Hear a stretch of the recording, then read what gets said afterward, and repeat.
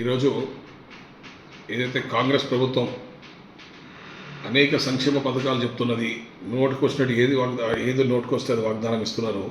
మరి వాళ్ళ financial position చూసి నిన్ననే డిస్ట్రిక్ట్ రెవెన్యూ మీటింగ్ అయింది.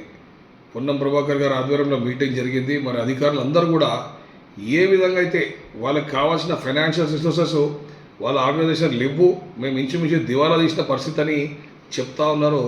కాంగ్రెస్ ప్రభుత్వం దీని మీద దృష్టి పెట్టాల్సిన అవసరం ఉన్నది. మరీ ముఖ్యంగా మా కంటోన్మెంట్ మాకు రావాల్సిన బకాయిలు దాదాపు ఇప్పుడు 40 crores ప్లస్ ఉన్నాయి. మరి దీనికి కూడా నేను రేవంత్ రెడ్డి గారికి లెటర్ రాయడం జరుగుతుంది.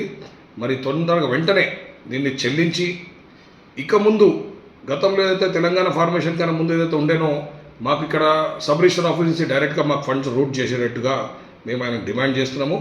మరి లేకపోతే మాకు ఆల్రెడీ కోర్ట్ డైరెక్షన్ ఉంది, మాకు 33 crores బ్లాంకెట్ శాంక్షన్ ఉంది. అది కాక కోర్టు చాలా స్పష్టంగా చెప్పింది, ప్రతి నెల డిలే అయిన దానికి 12% పర్ యానం మీరు ఇంట్రెస్ట్ ఇవ్వాల్సి వస్తారని, ప్లస్ ప్రతి నెల మీరు ఆర్మీ వెల్ఫేర్కు ₹1,00,000 పెనాల్టీ కట్టాల్సి వస్తుందని కోర్టు చాలా క్లియర్గా వాళ్ళకి డైరెక్షన్ ఇచ్చింది. మరి ఆ కోర్ట్ కేసు బేస్ చేసుకొని మేము మళ్ళీ ఒక రిమైండర్ లెటరు రాష్ట్ర ప్రభుత్వానికి అదేవిధంగా ఫైనాన్స్ ప్రిన్సిపల్ సెక్రటరీకి రాస్తున్నాము. మరి తప్పకుండా ఒకవేళ కాకపోతే అతి తొందరలో కోర్టుని ఆశ్రయిస్తాం.